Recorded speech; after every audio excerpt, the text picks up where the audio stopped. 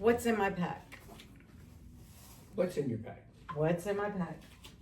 So I pack mine through two sides. So I've got a contractor bag in the bottom half of my backpack, and then I've got one up on the top. And in the bottom section, I've got two things of clothes. One is my base layer clothes and a hat that, what do you call them?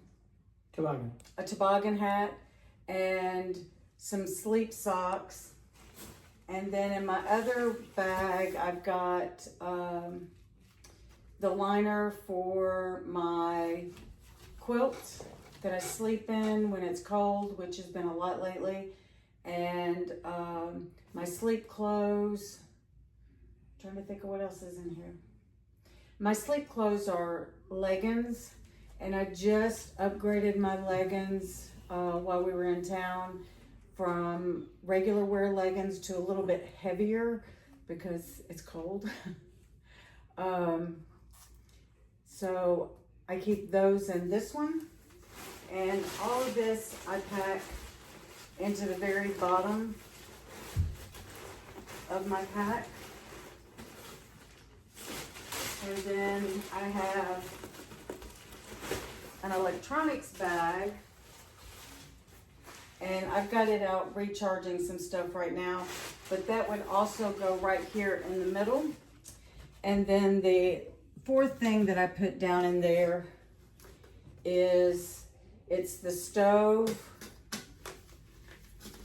which we got a smaller one, and we do use bowls because we do oatmeal in the morning, and then our dinners at night. And then inside here, I have the fuel canister, the camp soap that I clean everything out with at night, and in the morning when we do oatmeal. And then our The stove itself. this goes on top of Our canister. the canister. Our butane canister. And that cooks everything for us. And I actually wrap it up in something because it's up against the fuel canister and inside the can. And I found that if I didn't have it wrapped up when I put it in here, if I didn't have it wrapped up when I set it up in here, that all day I'd hear clump, clump, clump. So it's just noise reduction. And I also use that to wipe everything out. So I close that up, and that all goes down in here. And then I have my puffy jacket that I use at night when I'm sleeping, and I use it at camp when it's cold. And I stuff this in, and it fills in all the gaps so that nothing's juggling free. And then I wrap that up and pull it under. And then under this contractor bag, right here, I have the pants, my rain pants, that if I needed to pull them out during the day, I could get it easily. And it is rain gear, so if it gets wet, it's not a big thing. But when that's done, I zip all that up and it's ready to go. I have a sit pad, and I use this at lunch or at dinner if we get somewhere and the seats are wet, if there's a picnic table. And I'm looking forward to more picnic tables in the future. But it gives me some place to sit to keep me dry, or if it's rough, or if it's a rock and it's cold. It's just a nice, a lot of people don't carry sit pads, but I'm glad I've got mine. So that's what all I have in the bottom. Then up in the top, I don't have a whole lot that I put in here. I have my Nemo tensor sleeping pad, and I just fold it in half and then fold it down to where it will fit nicely in my pack. There's a piece of equipment across between the bottom section and the top section of this particular backpack, and I have it all hooked in together, but you can take it apart so that you just got one big tube. But for me, it's easier to keep things separate. And I have a quilt that I sleep in. And my quilt goes down in this bag, and then right now I've got it drying out. It didn't get wet, but the air has been so wet in the mornings when we get up. When we come into a hotel, I like to lay it out and make sure it gets completely dried out, that any moisture that was put into it. And what I would do, that would be the next thing that I stuff down in there. But I've got my quilt all down in here, so that's the next thing I put down in that compression bag. In the contractor bag. So I push that down in real nice and tight. The only other thing I might put in there is my jacket that I use when I'm hiking. And I got this from Outdoor Research several years ago, and I love it. But generally I try to have it off in the morning before we start going I'd rather start cool and stay comfortable all day than hike and have to take my backpack off and then put it on, back on again. So if I know I'm not gonna wear it in the morning, I'll stuff it in the bag right then. So I'm not sure what tomorrow's gonna be, so I'm not gonna stuff it in yet. Then I twist that around like I did the bottom one and push that into the front. The next thing that I would put in is our food, which is overwhelmingly heavy right now. And that would go into the very top of my bag.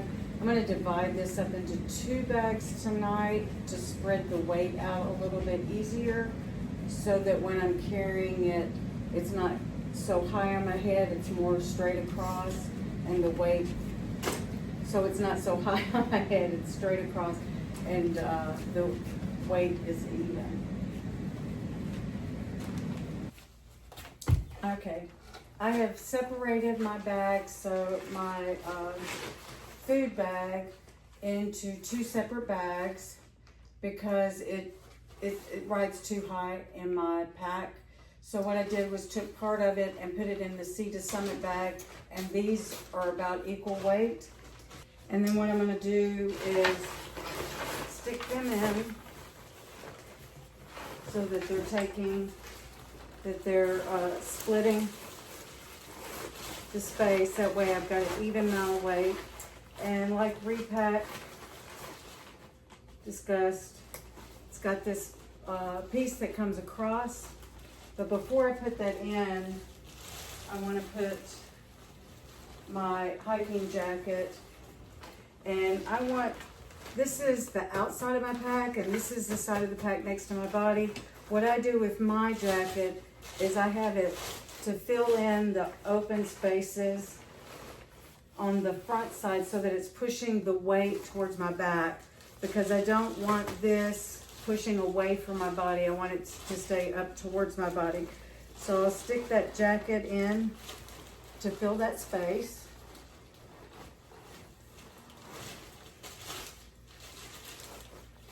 And then bring this clip over and get it as tight as I can. And then when I cinch this closed,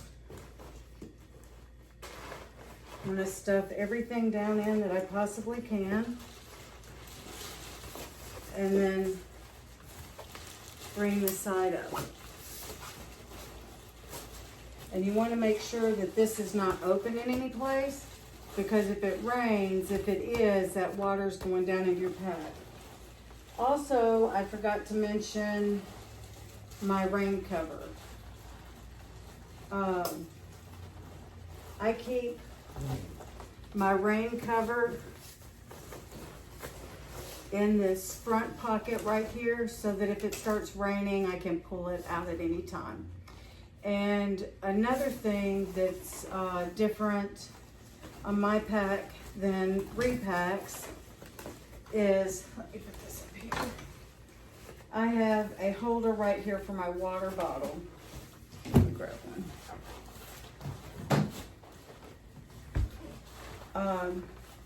And I keep 700 milliliters of water right here in the front. And then on the back sides,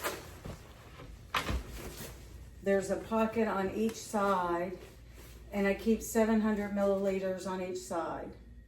And then I keep an empty 591 milliliters on either side. While we're in this drought area, if I need to fill them up, instead of having a tall 1 liter bottle, which is what I've been doing in the past, and then you put it, it's always on one side. And then your pack weighs 2 pounds more on one hip than it does the other. I like to make sure that the weight is evenly distributed.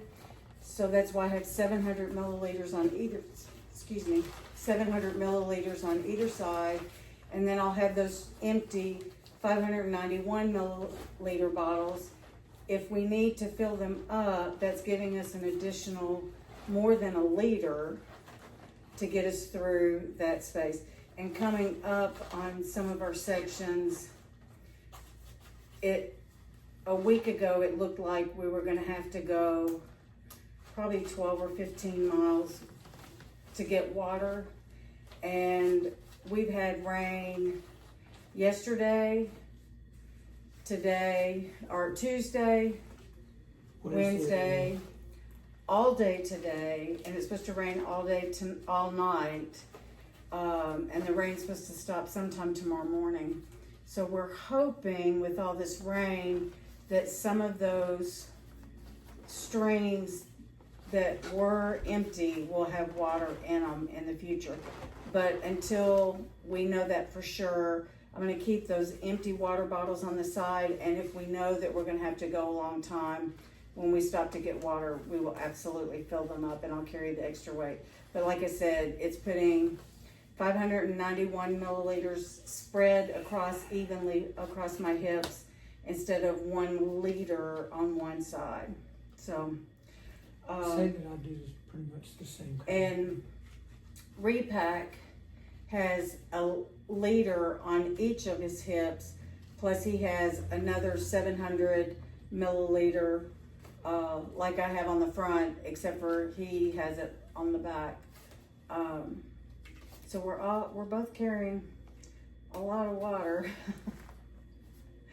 but we've learned you have to stay hydrated.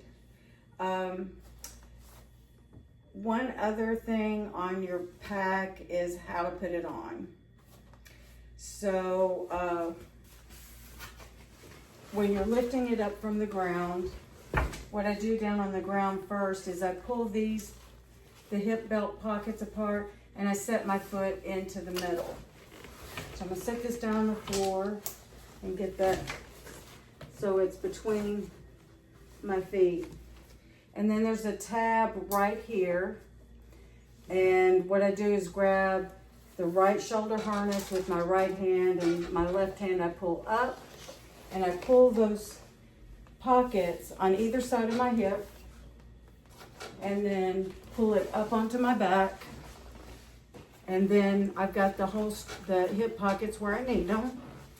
And then I pull with my water bottle, which helps me. Oh, I needed to put my hair up. And then I adjust my fanny pack, which I have usually right here. You snap this together and you pull this tight. And when you're pulling this, you want to make sure these are close to the same. You don't want to have one really, really long and one really, really short, because then you don't have it even across your back. It should be pretty even. Then I take the top and I make sure there's no crossover in that, and I snap it. And then I take these little pulls right here from the shoulder, and I pull it down a little bit so that I can get a good grip on it.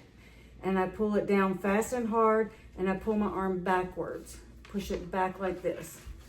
And so as I pull it back, I will go back and forth until I get a good tight fit on. You want your backpack to be coming around you. What I find, if I don't get these tight enough, then the backpack bounces back and forth and it makes it hard to hike. And then the other thing is, you need to make sure your hip belt is up on the top of your hip, not down the side of your hip. It's supposed to sit on your hip, not below your hip. So that's how I get my backpack on. Usually my hair's up so it's not in the way, but and then when I take my backpack off, I always start by pulling these loose and spreading them out, and then unsnapping here and at my neck, because if you don't unsnap this one, you will get choked. And when those are loose, you grab right here and you pull up on them and stretch them out, and then you're ready to lower your pack down easily.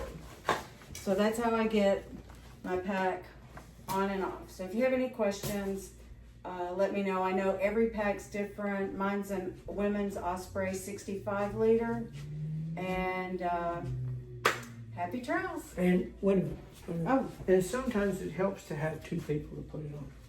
So the same thing, if for example you don't have something that you can set it on, what normally happens is she puts her foot between the straps.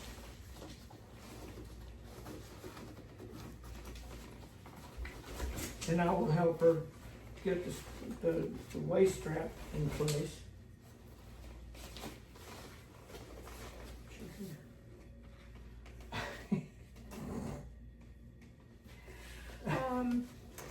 Yeah, this went a lot better solo. Well, it usually is a whole lot easier. We're sort of in tight quarters in the hotel. Yeah, but the same thing, making sure nothing is twisted and that all your parts are even. When we're hiking and things get loose, because unfortunately they don't, all the belts, oh wow, I didn't mean to be showing my belly, sorry.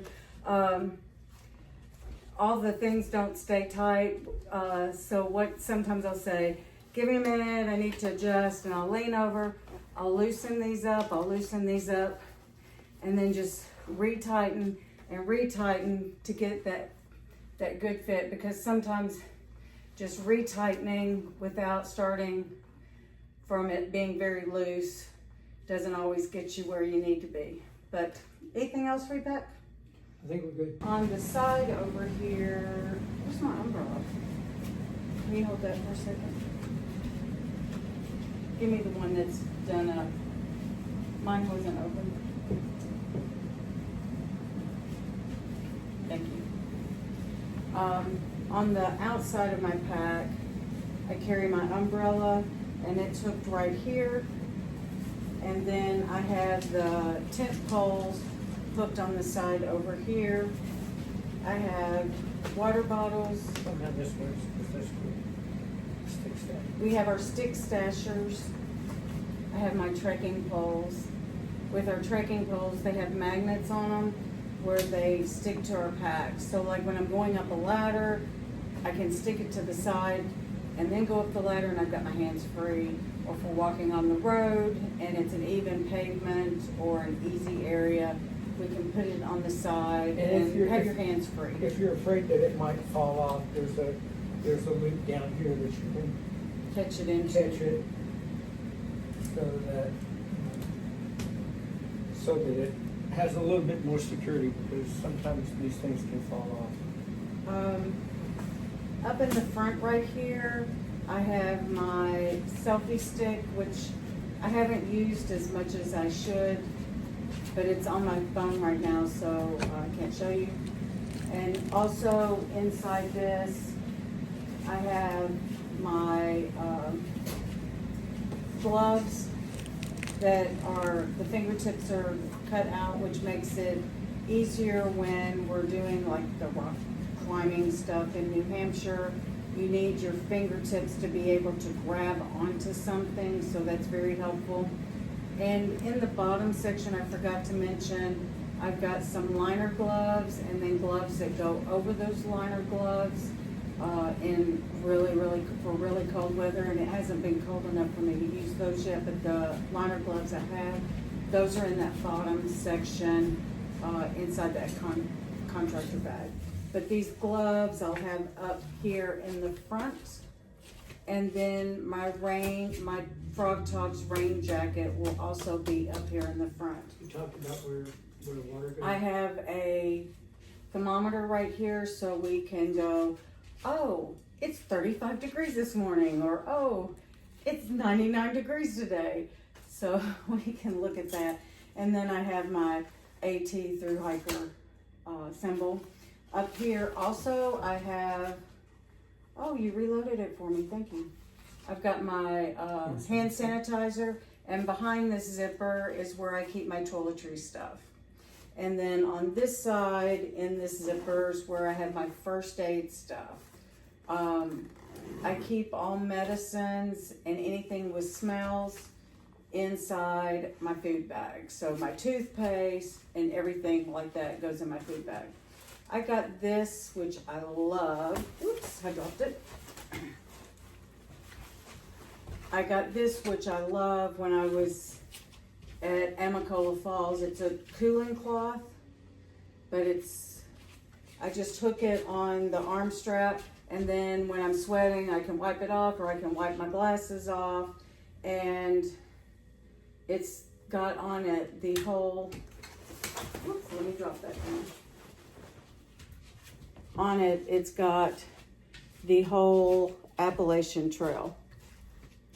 So just a little fun piece, and it was nice when it was really hot because I'd wipe off sweat, and then later when I wipe off, it holds that water cooler. So during the heat, it was really nice. I might not like it so much in the winter. I'll have to let you know. So my trekking poles, I can't really tell you much about them. I know you can't go out and buy a pair of them now because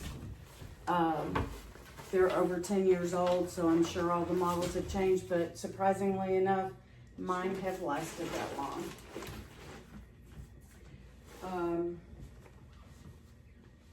I carry a bag of paperwork only because I like to write notes on, we did this, we did that, and then when we do the recap at the end of the day, I've got all my information of what we did, and I write down hikers that we met and things, special things that we saw or did that day. And I try to do that as soon as I get into camp, or if something big happened, I might jot the notes down while we're at lunch. Another thing I keep up in the toiletry thing is toilet paper. And it's not good when you run out. We almost ran out. I do have a fanny pack that I wear. I hook my fanny pack on my body, and then when I put my backpack on, I attach it underneath my fanny pack, so my fanny pack is loose and just sits on top of it. Repack does it the exact opposite. He puts his fanny pack on super tight and then hooks his waist strap above it. So we do it exactly opposite. I find that by doing it that way, I've got an extra I've got an extra belt to keep it from sagging on my shoulders. My shoulders hurt often, so. On the outside of my pack where the thermometer was, I carry my camp shoes. Most people that we've seen have camp shoes. There's a few that don't. There's a few that don't. The problem with not having camp shoes is if you've taken your shoes off, you're in a really rocky area, and you have to go to get your bear bag or something else, you're having to do it barefoot. Or if you have to get up in the middle of the night, I just feel more comfortable with my camp shoes. My camp shoes are super light, although I'm looking at with the temperatures, I might have to go to Crocs, something to cover my feet more. But I wear these with socks at night because I've been sleeping with socks because it's been so cold. But these are just Skechers. They Velcro across, and they're very comfortable. And like I said, they are super light. They're actually lighter than some of the Crocs. On shoes, I used Hoka women's boots for the first part of my hike from Harper's Ferry through the middle of New York. When we got off trail to go looking for shoes, they don't make those anymore. And the boots that they have are, what's it called? They've got Gore-Tex on it. Gore-Tex. And Gore-Tex they're is waterproof, which means we're in a wet area, and when it's hot and you're sweating, you will sweat into those boots and the water can't get out. And if your feet get wet, like ours did in New York, where the water was going over the top of our boots and into the boots because the water was so high, then your boots are not dry for a lot of days because it takes the Gore-Tex forever to dry out once they've gotten wet inside. So I've changed over. I went to the Ultra first, and I can't wear zero drop shoes, so they added a support on the heel for me, thinking that would work, and it just about killed my feet. I couldn't walk for 2 or 3 days after we were going to do 10 miles on a day hike with day packs at home before we came back out on trail, and we cut the whole thing short. We did less than 5 miles, and it was hard for me to walk for the next 2 or 3 days because my feet hurt so bad. So I've gone back to the Hokas, and these are really nasty dirty. Sorry I didn't do this sooner, but I love them. I don't need the ankle support that Repack thought he needed, but mine are holding together pretty good. It had some vinyl designs that were on the sides right here, and that's all peeled back and looks really rough on it, but it doesn't really affect the performance of the shoe. My shoes are doing really, really well, and I love them. I'm probably gonna have to get some new shoes before we finish New York, but yeah, these have got almost 300 miles on them now. And which is, no, 250 miles on them now. I really like my Hokas, and so when I get my replacement pair, I'm probably going to get the exact same thing because I like them. So, other than breaking down every piece of equipment in my electronics, I've got the plug-in. It's got 4 USB ports, and then I've got the plugs for each of our items. Our headlamps, which are the Nitecore, and we've got a pump to pump our air mattresses up, and we've got a Garmin that we message family to let them know when we're in areas that don't have cell service we message them so they know exactly where we're at. And if we have an emergency, there's an SOS button on it, and we would be able to call for help. So that's everything in my pack and my shoes, and I'm gonna let Repack give you information in just a little bit on his pack and what's in it, and what he likes and doesn't like, and if he's going to be changing anything out. Oh, I did want to mention the pants that I hike in are they're not Columbia, they're not any of the name brand that people think of with hiking. They're Eddie Bauer, and they're the Rainier pants, and I love them. They're so comfortable. They fit real well. I've got a Ascend belt with them so that as my body's changing a little bit, that I'm able to still keep them on. I'm just gonna try to, I've got a Jolly Gear shirt that I wear every day. I've got my Jolly Gear shirt that I wear every day. And I really like it. I stopped wearing it in June and wore it at night because it's warm. And right now that's exactly what I need. So I really love my Jolly Gear shirt. I love that in the hood it's got a place for my ponytail. So if I need that up, I got it on my orange shirt is now my sleek shirt that I was wearing during the day in June, and it's also got a hood, but it doesn't have the ponytail holder. But I like to be able to pull the hood over, especially when there's gnats or flies or mosquitoes. You can get that break from them buzzing around your ear. But I really like the Jolly Gear. So if you've got questions about anything in my pack, just leave a message at the bottom, and I'll try to get back with you or give more information in a future video. So thank you. Happy trails. Happy trails. Happy trails.